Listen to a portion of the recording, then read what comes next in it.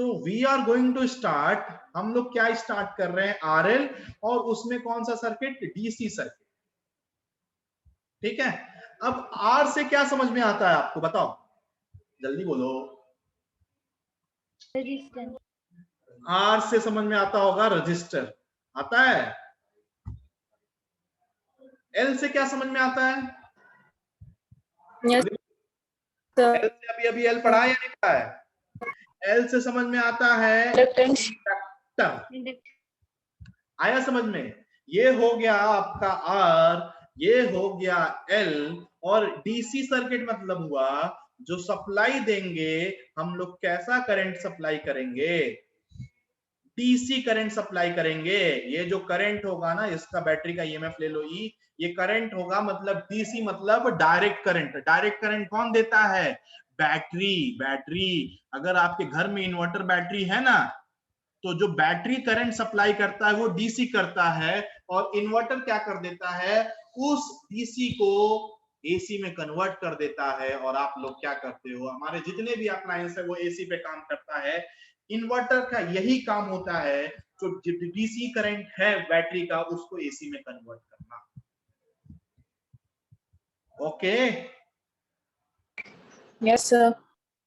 तो हम लोग देखो, आर एल डीसी मतलब रजिस्टर रहेगा, इंडक्टर रहेगा, और जो सप्लाई होगा वो डीसी सप्लाई देंगे, डायरेक्ट करंट सप्लाई देंगे। एसी और डीसी का भी पढ़ा होगा आपने बचपन में।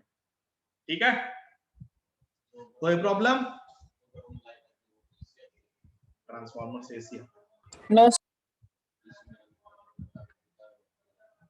चार्जर उसका काम करता है ना, ट्रांसफार्मर एसी पे ही काम करता है, ट्रांसफार्मर डीसी में काम ही नहीं करता। आगे बढ़े क्या बेटा?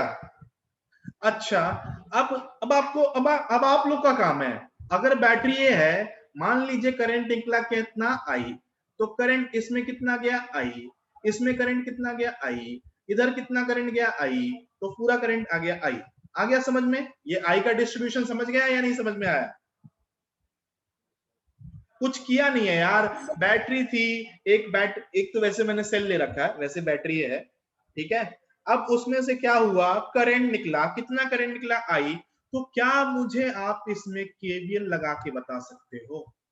क्या केवीएल लगा सकते हो? केवीएल क्या होता है, किरचॉफ करंट, सॉरी केवीएल है ना, किरचॉफ वोल्टेज लॉ।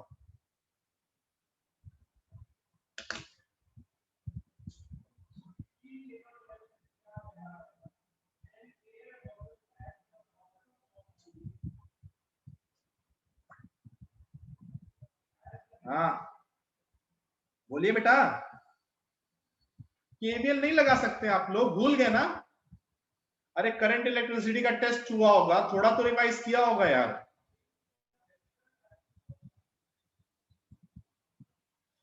अरे बता दो यार, केवीएल कैसे लगाते हैं? चलिए मैं लगा के दिखाता हूं। किरचॉफ वोल्टेज लॉ कहता है सबसे पहले, summation of all the voltage in the loop, all the voltage या फिर potential drop in the loop is equal to 0। Am I right or not?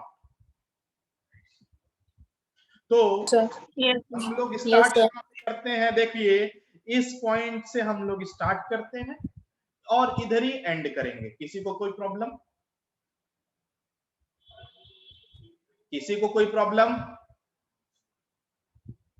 तो जब यहां से यहां जाएंगे तो ये हाई पोटेंशियल है, ये लो पोटेंशियल पे है, तो पोटेंशियल ड्रॉप होता है, और ड्रॉप को लिखते हैं हम लोग माइनस आई आर। बोलिए, क्या इसका पोटेंशियल आई आर लिखते हैं? और ड्रॉप हो रहा है इसीलिए माइनस आई आर लिखा या नहीं लिखा? बोलिए। इसके बाद ये इंडक्टर आया, इंडक्टर का पोटेंशियल अभी मैंने यहां पे बताया, देखो ये किस लिए बताया था आपको। अगर ये करंट ऐसे आ रहा है, इसका पोटेंशियल कैसे लिखते हैं, minus L D I by D T लिखते हैं। इसको लिखिए minus L D I by D T, इसको लिखिए इंडक्टर का minus L D I by D T. इसके बाद ऐसे गए, घूम के आए, घूम के आए, घूम के आए, घूम के आए, बैटरी क्या है, नेगेटिव, नेगेटिव से पॉजिटिव गया तो इंक्रीज हुआ, इंक्रीज क्या हुआ, plus E is equals to 0। क्या ये समझ में आ गया आप लोगों को? हाँ, यस सर। Yes sir. किसी को कोई प्रॉब्लम है तो बता दो मुझे अभी भी। किसी को कोई प्रॉब्लम है तो बताओ मेरे को बेटा। क्या ये इक्वेशन लिखने में कोई प्रॉब्लम है? नहीं होना चाहिए यार। अब इसमें भी प्रॉब्लम होगा तो मैं क्या करूं? अब यहां से मैं लिख सकता हूं E माइनस आई आर। देखना हम लोग करंट निकालेंगे कि करंट कैसे फ्लो होगा। E minus I R is equals to L D I by D T. Am I right or not? थोड़ा सा रीअरेंज किया है, बस रीअरेंज किया और कुछ भी नहीं किया है। कोई प्रॉब्लम? हाँ बोलिए बोलिए। सर। तो अब चलते हैं थोड़ा सा नेक्स्ट पेज पे, दिखाता हूं मैं। तो मैंने यहाँ पे जो लिखा पिछला डायरेक्ट वहीं से लिख रहा हूं। क्या लिखा है? E minus I R is equals to L D I by D T. लिखता हूं E minus I R is equals to L D. अब थोड़ा सा इंटीग्रेशन करना है तो सबसे पहले इसको रीअरेंज करना पड़ेगा, राइट? किसी को कोई प्रॉब्लम यहाँ पे? अब मैंने क्या किया, अब ध्यान से देखना, बस रीअरेंजमेंट करूंगा। इस dt को इधर ले गया और यहां पे L आ गया, यहां पे di आ गया और ये पूरा i वाला टर्म यहां पे ले लिया मैंने E माइनस। कोई प्रॉब्लम? किसी को कोई प्रॉब्लम? मैंने ऐसा क्यों लिया बेटा? ऐसा मुझे इसलिए लेना पड़ा कि अगर मुझे इंटीग्रेट करना है तो dt एक साथ हुआ और i और di वाला जो टर्म है उसको एक साथ रखना पड़ेगा।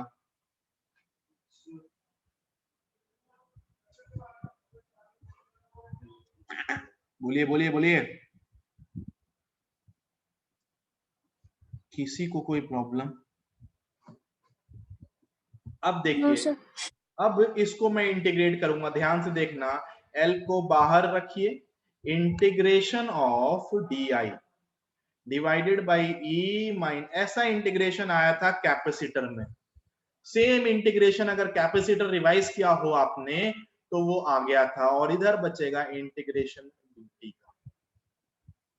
और अगर आपका मन कर रहा है तो हम लोग क्या करते थे, याद करो, इस L को यहां रखने की बजाय यहां बाहर ले लो, 1 अपॉन L, 1 अपॉन L।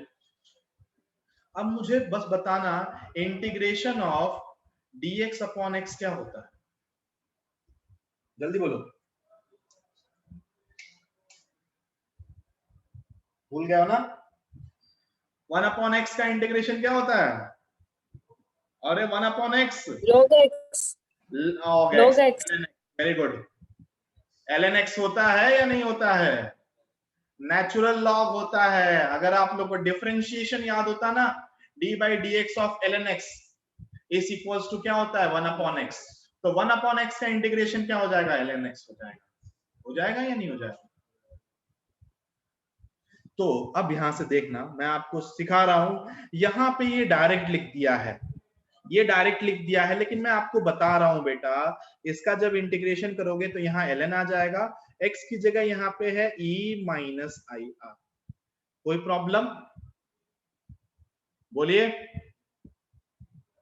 बोलिए जल्दी से। अब देखो, x की जगह यहाँ पे एक फंक्शन है, तो अगर आप लोग को याद हो ना, x की जगह कोई फंक्शन होता है तो उसको डिफरेंशिएट करते हैं और इंटीग्रेशन में क्या करते हैं? डिफरेंशिएट करके डिवाइड कर देते हैं। और डिफरेंशिएशन में क्या करते थे? जो अंदर फंक्शन होता था उसको डिफरेंशिएट करके मल्टीप्लाई कर देते थे। याद है या याद दिलाऊं? अगर मैं कहता कि अगर इंटीग्रेशन करना, डिफरेंशिएशन आपको करना है D by D X of sine x का होल स्क्वायर, कैसे करते हैं इसका डिफरेंशिएशन? बताना जरा। मैथ्स में पढ़ लिया या नहीं पढ़ लिया इसको? इसका डिफरेंशिएशन कैसे करते हैं खुशबू?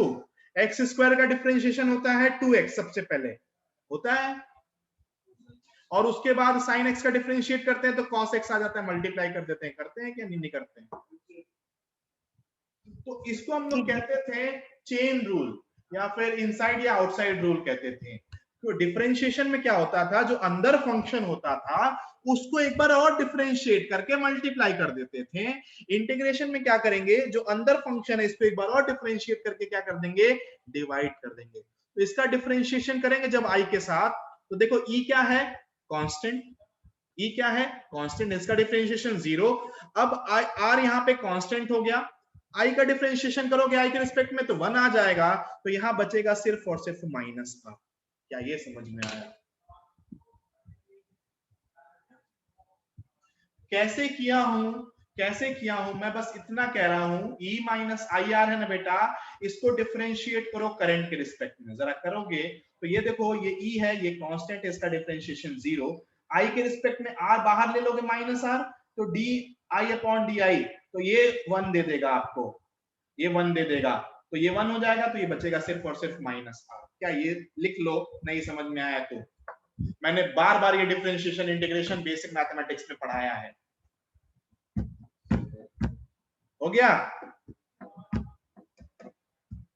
हो गया ये, अरे बोलो।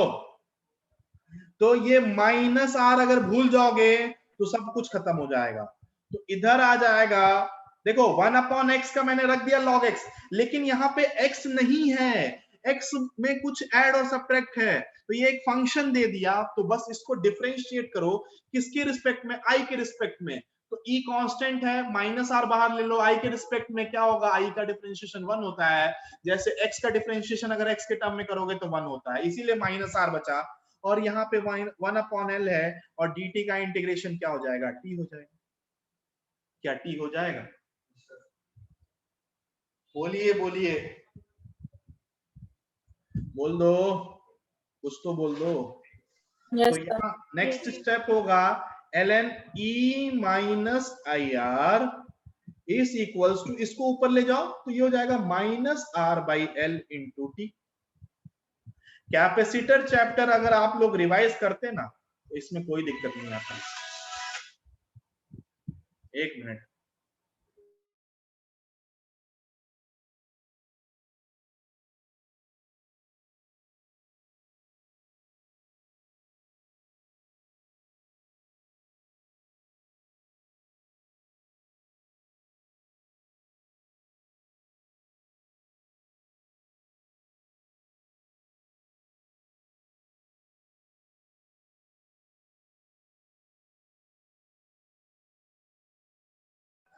आ गया बेटा, यहां तक समझ में सबको आ गया या नहीं आया? yes. अब मैं क्या करूंगा, देखो मैं डायरेक्ट ये लिख सकता था, डायरेक्ट ये लिख सकता है, देखो यहाँ पे बताया नहीं गया कैसे है बेटा, लेकिन मैं आपको एक एक स्टेप बता रहा हूं। अब मेरा काम है यहाँ से लॉग हटाना, लॉग हटाना कैसे सीखो, लॉग जब हटाते हैं, यहां से लॉग हटा दिया लेफ्ट हैंड साइड से, तो यहां बचेगा सिर्फ e माइनस आई आर, और जब इधर हटाओगे लॉग, इधर तो लॉग था नहीं, तो ये सारा का सारा चला जाता है e टू दी पावर में, क्यों, क्योंकि यहाँ का जो बेस होता है वो e होता है, तो ये सारा का सारा बेस पे चला जाता है, बेस का पावर हो जाएगा minus R by L into T. आ गया समझ में?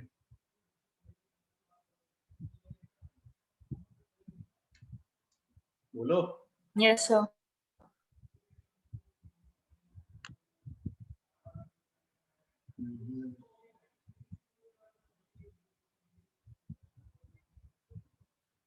कुछ तो छूटा है क्या, चलो ठीक है।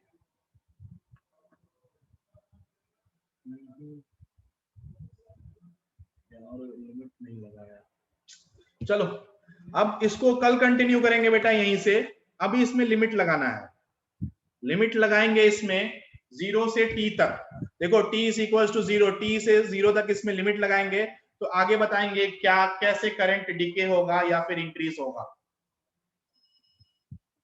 ठीक है, कल कंटिन्यू करता हूं मैं, मतलब मंडे को कंटिन्यू करेंगे, एक्सरसाइज सॉल्व कर लीजिएगा आप लोग।